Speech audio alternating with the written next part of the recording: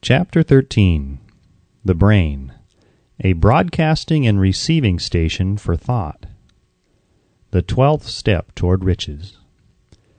More than 20 years ago, the author, working in conjunction with the late Dr. Alexander Graham Bell and Dr. Elmer R. Gates, observed that every human brain is both a broadcasting and receiving station for the vibration of thought.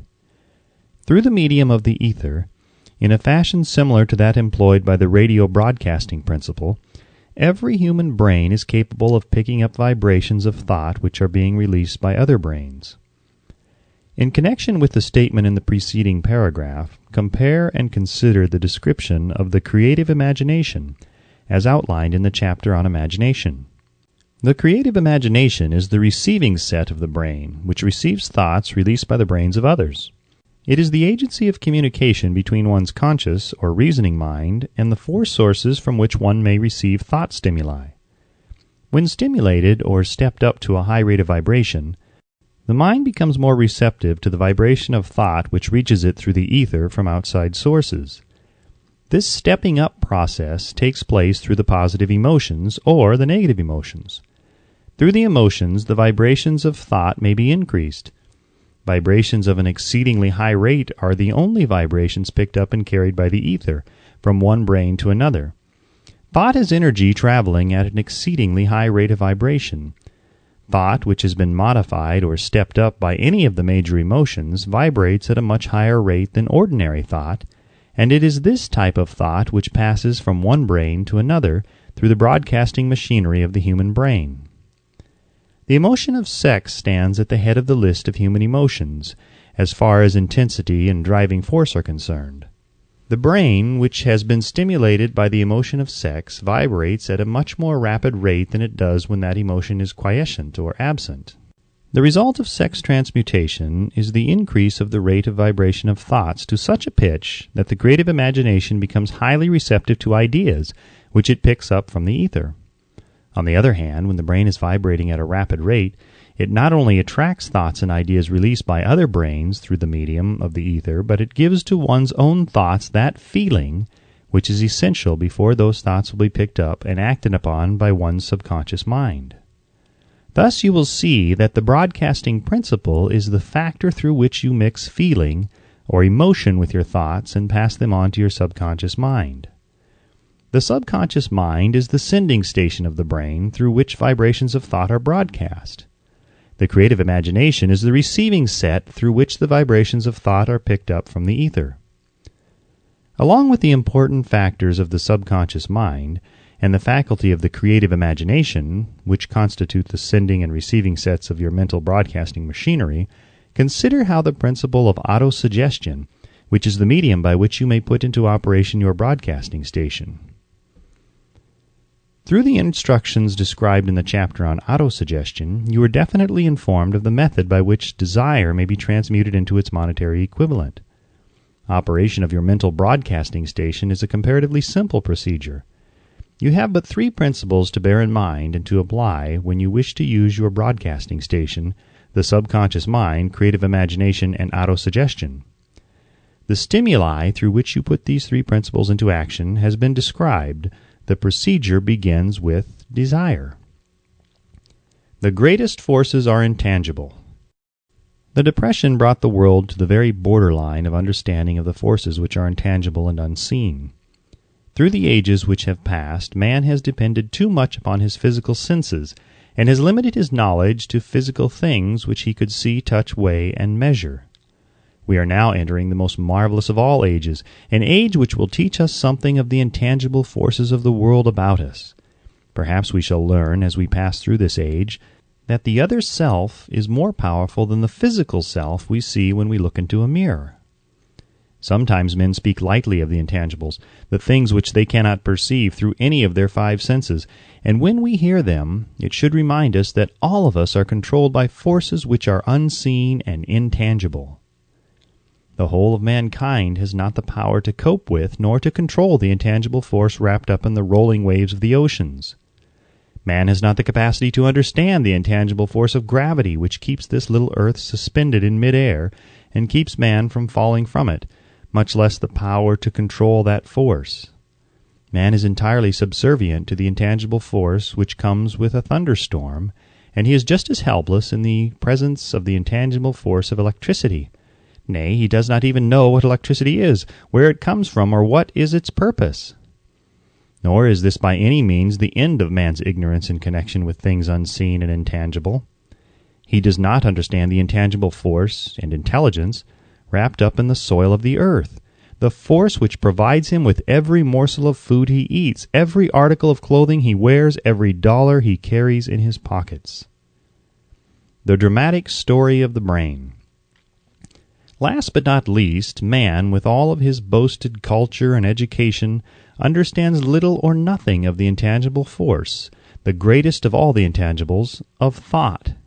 He knows but little concerning the physical brain and its vast network of intricate machinery through which the power of thought is translated into its material equivalent, but he is now entering an age which shall yield enlightenment on the subject. Already men of science have begun to turn their attention to the study of this stupendous thing called a brain, and while they are still in the kindergarten stage of their studies, they have uncovered enough knowledge to know that the central switchboard of the human brain, the number of lines which connect the brain cells with one another, equal the figure 1, followed by 15 million ciphers. The figure is so stupendous, said Dr. C. Judson Herrick of the University of Chicago, that astronomical figures dealing with hundreds of millions of light years become insignificant by comparison. It has been determined that there are from 10 billion to 14 billion nerve cells in the human cerebral cortex, and we know that these are arranged in definite patterns. These arrangements are not haphazard. They are orderly.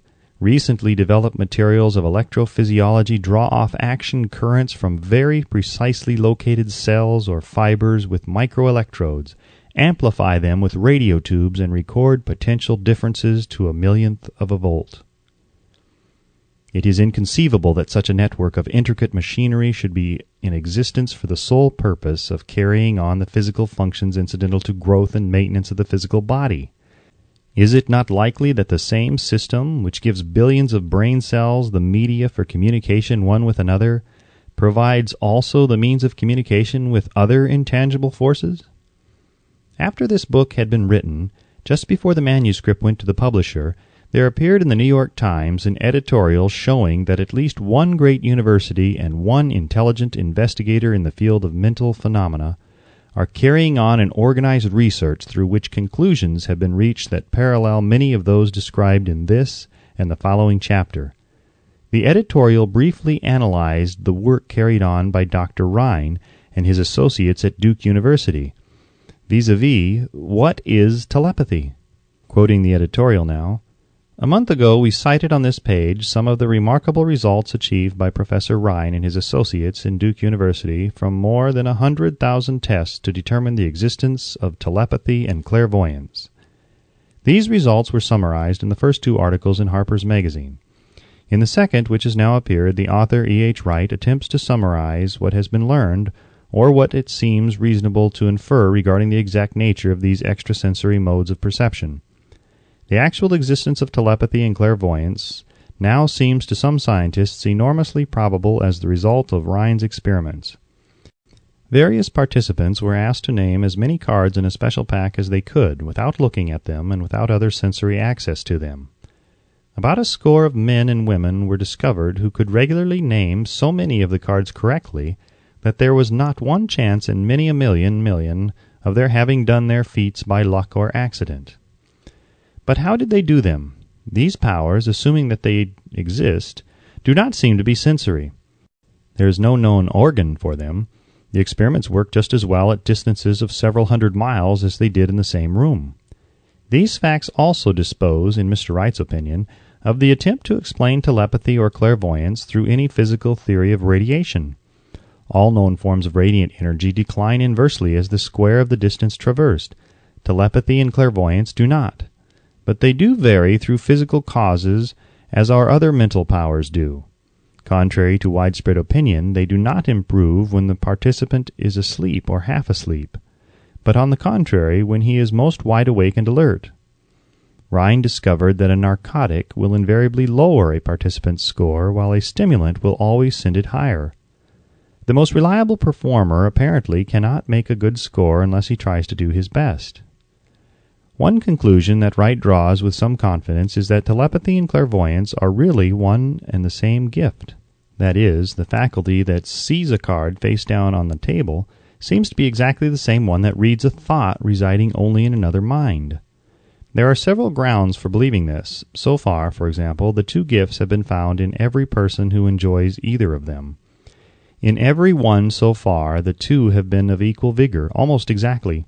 Screens, walls, distances have no effect at all on either. Wright advances from his conclusion to express what he puts forward as no more than the mere hunch that other extrasensory experiences, prophetic dreams, premonitions of disaster, and the like may also prove to be part of the same faculty.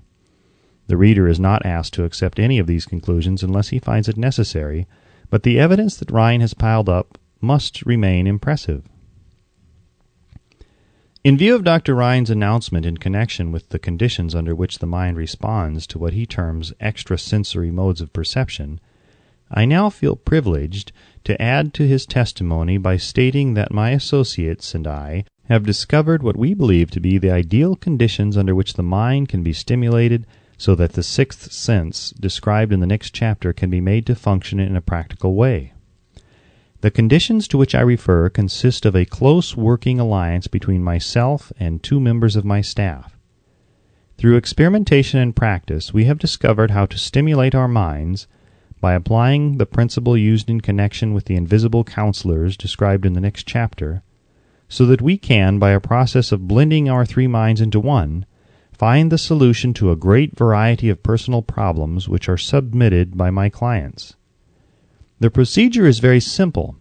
We sit down at a conference table, clearly state the nature of the problem we have under consideration, then begin discussing it.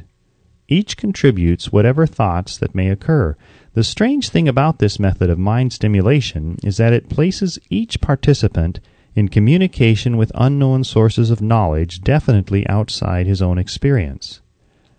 If you understand the principle described in the chapter on mastermind, you of course recognize the roundtable procedure here described as being a practical application of the mastermind. This method of mind stimulation, through harmonious discussion of definite subjects between three people, illustrates the simplest and most practical use of the mastermind. By adapting and following a similar plan, any student of this philosophy may come into possession of the famous Carnegie formula briefly described in the introduction. If it means nothing to you at all by this time, mark this page and read it again after you have finished the last chapter. The depression was a blessing in disguise. It reduced the whole world to a new starting point that gives everyone a new opportunity.